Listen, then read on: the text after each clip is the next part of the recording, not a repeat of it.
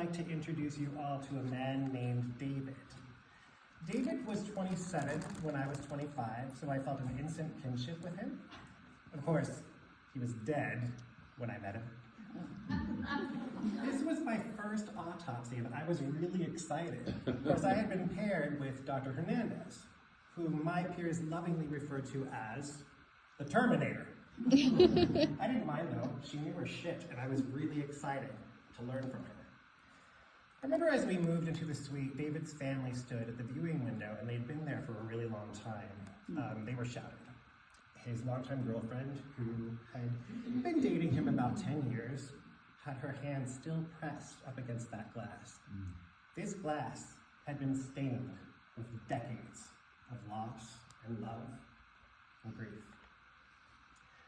So, into the autopsy suite, the Terminator and I went. David looked like he had been kind in life, but it was really hard to tell. I remember I had trouble pressing down with the scalpel, and I was admonished by the Terminator. So, I was grateful for this. I completed my incision correctly. There was the cruel spin of the buzzsaw. There was the crack of the sternum, the popping of ribs, snap, snap, snap into my ears. The lack of humanity, or the full embodiment of humanity. David lay uncomfortably exposed. All of his insides are now on the outside.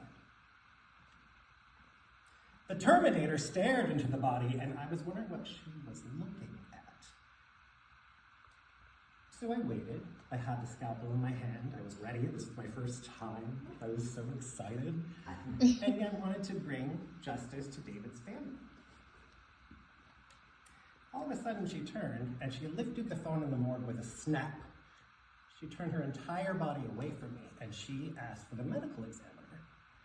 I looked back into the corpse, and I said to myself, am I supposed to know what she's doing? Why are we not proceeding? Finally, she hung up and she turned toward me. Close him up, she said, as she thrust the hook into my hand. We haven't done anything yet, I said, trying not to argue, of course. We haven't excised any organs, and we haven't submitted any tissue. We don't know what killed him. She put a hand up, and she said, this is an unnatural death, and we need forensics. I was not a forensic pathologist. I was merely an assistant to a pathologist. So I felt dejected as I fastened up his skin. I felt I had done him an injustice. It took weeks to find out what had actually happened to him.